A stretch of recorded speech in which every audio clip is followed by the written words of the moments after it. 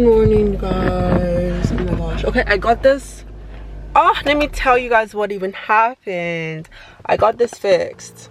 So there's a thing at the back that you can twist and then it hooks onto your car. So it worked. I was freaking out over nothing. I was about to return it. So what am I doing today? So I'm literally on my way to the college right now because I have a doctor's appointment there. For my program, you have to do some like testings and immunizations and get all of those things up to date. So I basically have been doing that, and I have a couple appointments right now.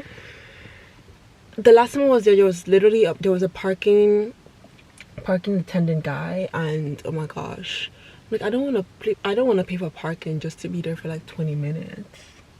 That don't make no sense. And look, I finally got something on my dashboard. Like, this is so cute, and it smells so nice. So let me start going because it's about a 20-minute drive, and the last time I was late. But let me double check.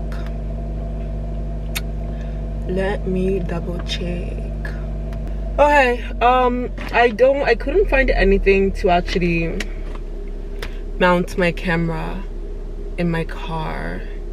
I had some stuff, but it was for the phone, so I basically have to go on Amazon and buy something for my camera. So let me just look it up right now, even though I said I have to go. But camera, I've been searching like camera mount and all, and I feel like I have the equipment. I feel like I have something that I could use, but I feel like I have something. I don't have something for my G7X camera, so it just keeps sliding. I just need a mount to put on my suction cups thing that I have. Okay, I'm gonna look for this later because I really just don't have the patience. I have something. I know I do.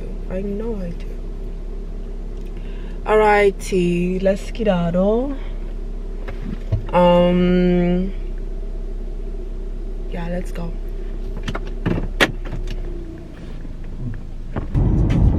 Okay, whatever. I forgot the microphone again. What have I been up to? It's been a minute since you guys saw me. Okay, let's actually let's rewind, because I'm gonna make like a bigger, like a longer video of, you know, something that I've been doing as of late. This is so petty. First of all, okay, I started driving. That's number one. I started driving. Yay to me.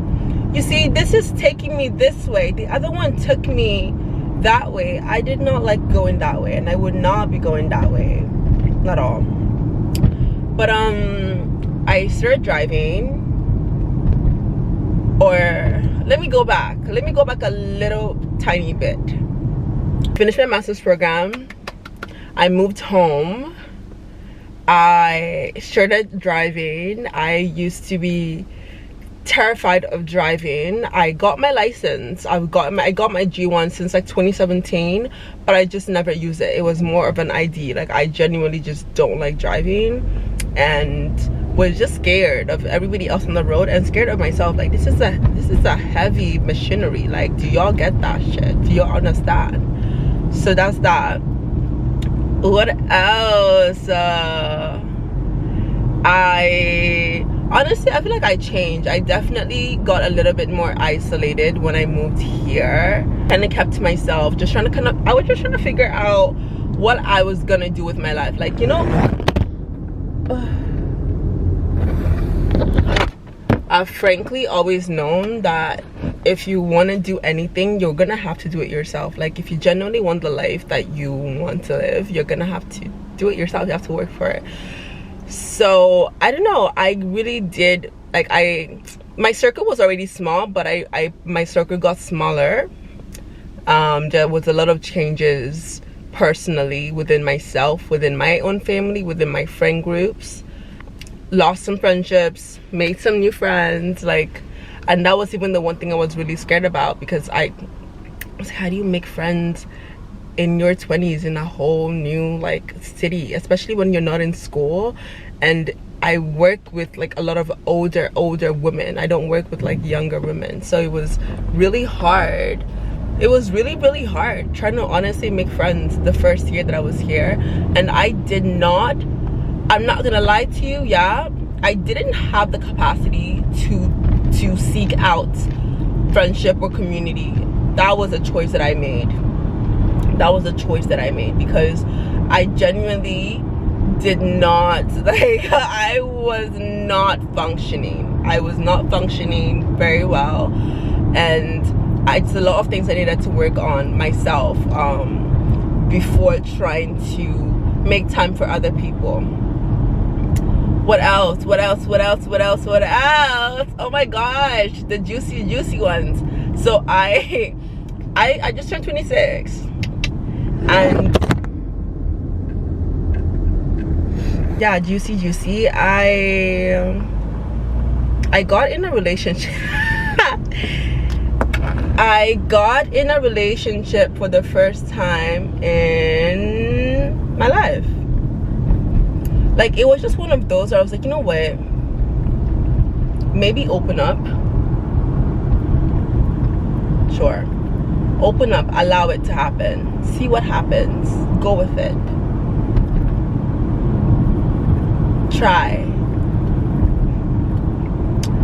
And then I quickly figured out that I cannot be in a relationship just to be in a relationship. I'm not that girl. Like, I can't. Like, I literally, because I've never been in one and I've never had a desire to be in one, being in one needs to make sense. It all just needs to make sense. You need to be adding something of value in my life. Anyways, it was a great experience. We broke up, but it was really a great experience to have. I really learned a lot about myself and partners as well. I'm gonna vlog when I get to where I'm going, because this is insane. This is crazy. Okay, I just got to the college and I can already see that somebody got a parking ticket, and I'm like, do I park beside the person with the parking ticket because they already got a parking ticket? Or do I go somewhere else? Because they're really giving out parking tickets. Like, school hasn't even started yet. Why are you guys doing this? So the parking ticket is $25. How much is parking?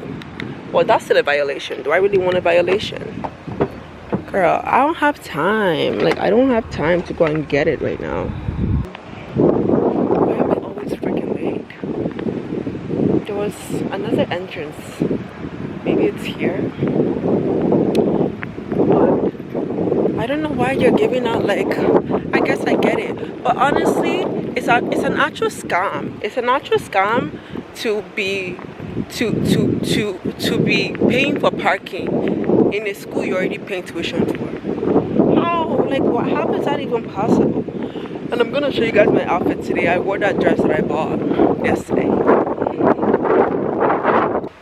Okay, I'm actually just gonna pay for it.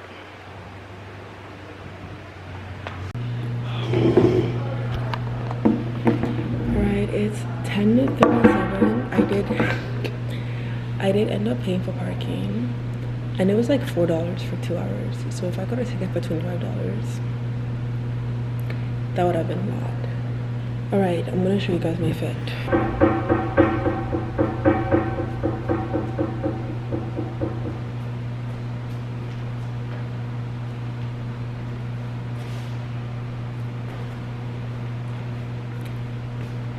This is what I'm wearing. I'm wearing this green crop. I wasn't gonna wear this one. Honestly, like, I needed something like green crop. This is the dress from Winners, yes. And just these little slides. And my little local babe bag. Love it. So now what I'm I'm gonna do, I think I'm gonna go to the library. The house that we found for John Paul that we wanted to go see literally just fell through. So we're back on square one right now, and he needs to move in next week. Like, you see the eye bags under my eyes? Like, he's stressed, I'm stressed, we're all stressed. Like, so I'm gonna go to the library. I need to just sit in that space. Oh my god, I forgot my headphones. I need to sit and look at like my schedule. Then I'm gonna look for places online. And yeah, do you know what's so embarrassing? So after the health appointment, I went and I grabbed like a little goodie bag. It was stapled. And I was like, oh, this is like a little goodie bag, obviously. I took it. The lady kind of gave me like an eye, but I was just like, okay, I don't understand why. But I opened the bag, and it was like an SCDP and a cup thing. And I was like, why didn't you guys staple it and put it out right in the front for people to grab? Where's the goodies? So let me go to the library and get some things done. I'm trying to also like familiarize myself with the area, like which place has the best lighting, which one has a full bathroom. Somebody said hi to me today, and she looked so familiar, and I said hi back, and she literally called me by name, but I don't know where I met her. Like, was she a professor? I don't know where I met her, but I said hi. Hi Jennifer. I don't know where I met her. Okay, let me go to the library, get some work done, and go home because I'm hungry. Bye. Bye. All right, I'm back. So I got myself an iced coffee. Guys, I don't know. Lately, I've become an iced coffee girl. Iced latte. I don't even know what happened. But I try to only drink it in periods because I noticed that whenever I drink a lot of, because there was a time where I used to literally get it before work all the time. And my face, I think my face just got really puffy. I don't know what it is. Like, I'm very meticulous. No, I'm not. With my diet, I'm really not. I'm not. But I did notice that although I cut sugar out and pop and stuff, like I would drink iced coffee and it basically was the same thing. So I definitely had to cut it out. So we're overwhelmed. And I think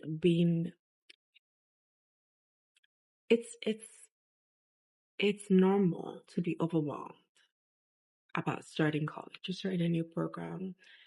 Yes, I graduated like a year ago in another program, but that one was like it was in person, but it was also remote. And we were like, getting out of COVID and trying to situate ourselves. The professors are trying to situate themselves. But this time around, everything is fully like in person. I think I have one class that's online, but everything is fully in person. And I got very overwhelmed because I was just like, there's a different type of support that is offered for online learning, and I don't know, and grace that is given for online learning. I don't know if that same grace is going to be given in person, and if support is going to be, if there is support, you know, it's kind of funny because typically you are able to get more support in person because you can go to like the student support center, accommodation center, and everything. But I think because I haven't used that in so long that I didn't quite know how to navigate getting help. So yesterday I actually booked a counseling appointment and I booked an accommodations appointment with the school because we stigmatize getting help so much, especially in Nigerian communities. I remember in high school, getting an IEP was like a taboo. Imagine your child literally needing extra support, and you're like, no, getting an IEP just means you're stupid or you're dumb or something. So you don't support that. Like, why are like our mentality is so backwards sometimes, and we limit ourselves from genuinely being the best. It's insane.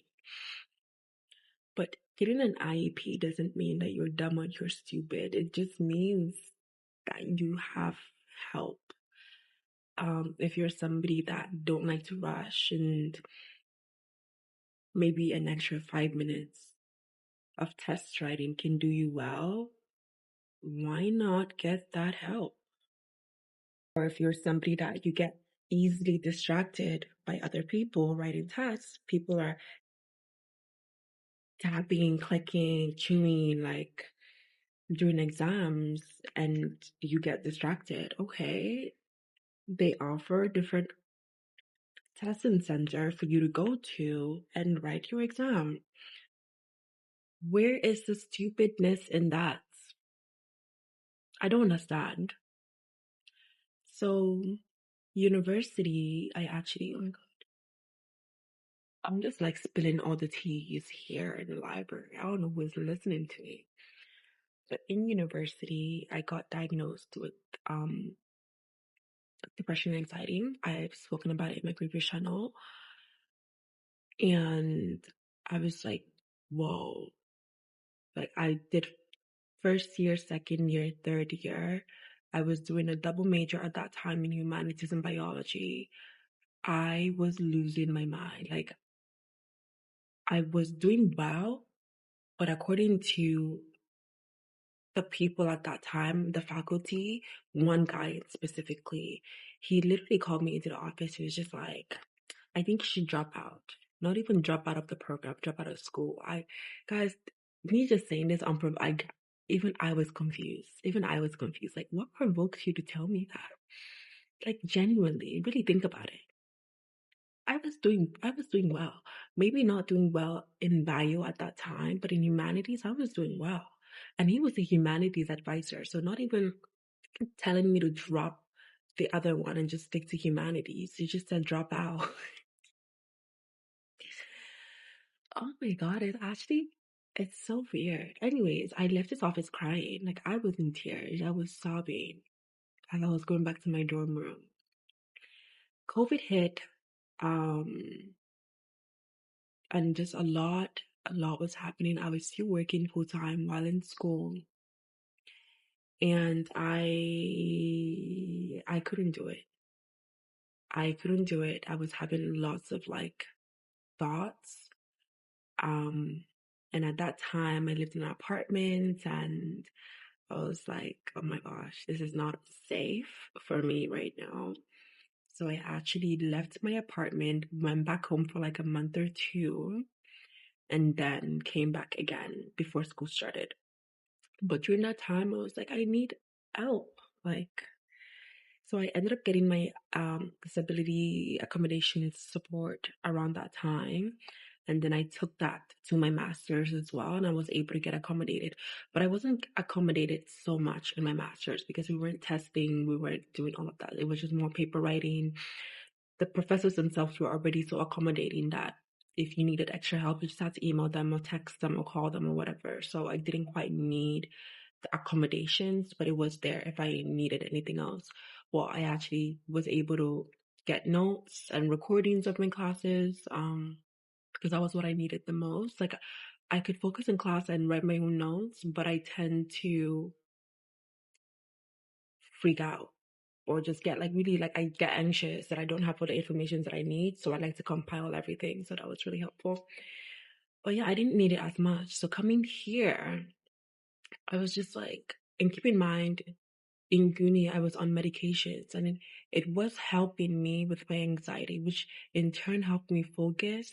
But then I just wasn't myself. I was not myself at all. Like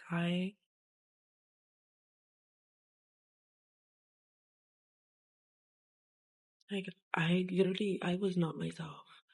I couldn't function emotionally. Um, I couldn't, I could feel excited about things, but outwardly, I could not express my excitement. Like, I was so, oof, I was so withdrawn from things, and it was just not a great time. It was not a great time for me mentally, emotionally, sexually. Like, I literally lost. Like, I could not feel at all. But I was doing well in school, but I couldn't feel nothing. So I decided to stop the medications, and which is why I even booked a counseling appointment, because I was like, I don't know. I'm scared. I told her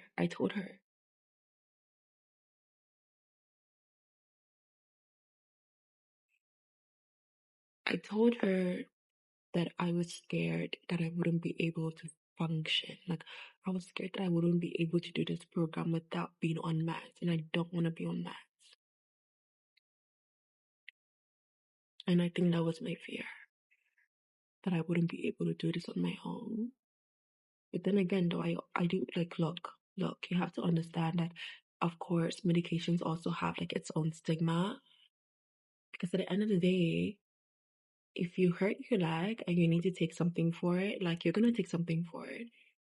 Okay, just because something is like, you can see outwardly that this person is hurt, doesn't mean that disabilities are not also like unseen. Like, it doesn't have to be like an outward appearance for you to be like, oh yeah, this person needs support or something. But I think for my own case specifically, I was okay going on medication to get this is gonna help and it's gonna help. But the issue was that when the medication wasn't working for me, my dose just kept on increasing and increasing and increasing and increasing. And I got to the point where I was like, this is too much. It's just too much. Like, I felt like I was losing myself. So I just thought the best thing to do was to just get off the medications. Um, yeah, I don't know. She really did help in terms of just giving me advice, and mentioned that obviously, like, support is here if needed. And if it's to go back on medications or something, that can be reassessed again. But if you would like to do without, then there are other means and modes of coping that can definitely help. And getting on academic support is the very first step, because extra time and recordings and notes and whatever, like, you can start with those and kind of see how you're feeling the first weekend. So that was very helpful. What else?